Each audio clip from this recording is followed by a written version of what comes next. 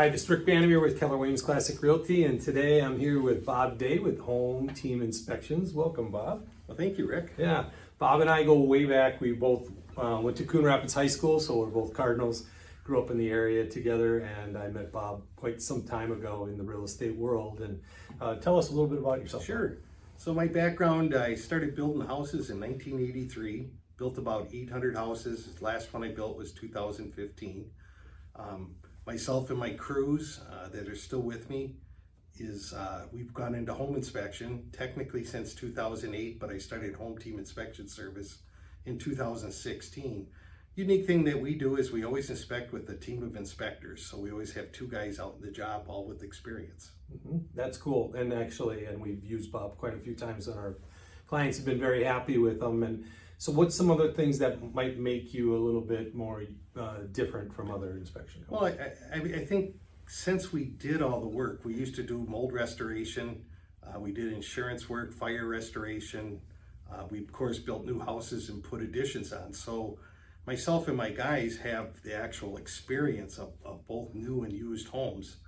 And a lot of guys, a lot of other guys don't have that same experience. So we've got 30, 40 years of experience on what a problem is and how to kind of fix it. Even though our reports don't say how to fix it verbally, we can usually direct you in the right direction. Yeah, cool. And the reports are very thorough, and they go in quite an in-depth process. But we were just talking the other day about water softeners and inspections in general, but we were talking about water softeners, and then ironically it came up the conversation about why you should make sure if you're not using the water softener that the bypass is on. So you bypass, so the water softener is not used. So over the years of our experience, we had a house that we had a high coliform and bacteria. We also do water testing.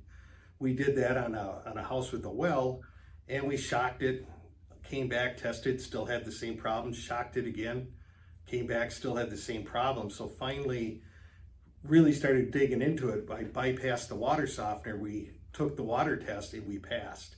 So that told me the problem was in the water softener. Well, the house was a rental unit.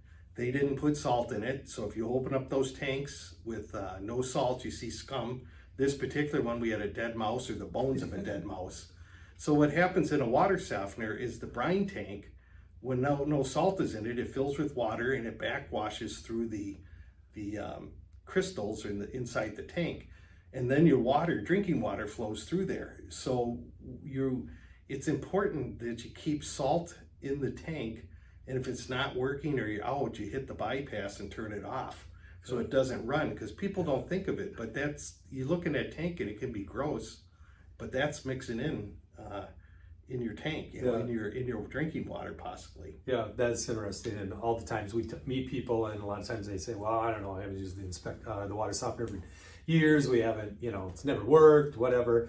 And I've never thought to even mention it to the people. Well, you got the bypass on. And so very cool tip. Just little tidbit, like I said, we've been doing this for years, and the things we find are kind of unique at times. And check your container for dead mice. Yes, definitely. I don't know how it got in there, but that was in there. So if somebody wanted to get a hold of you, Bob, how do they do that?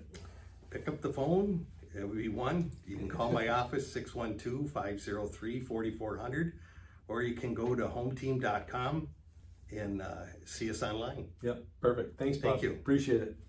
Like us, follow, subscribe, and share.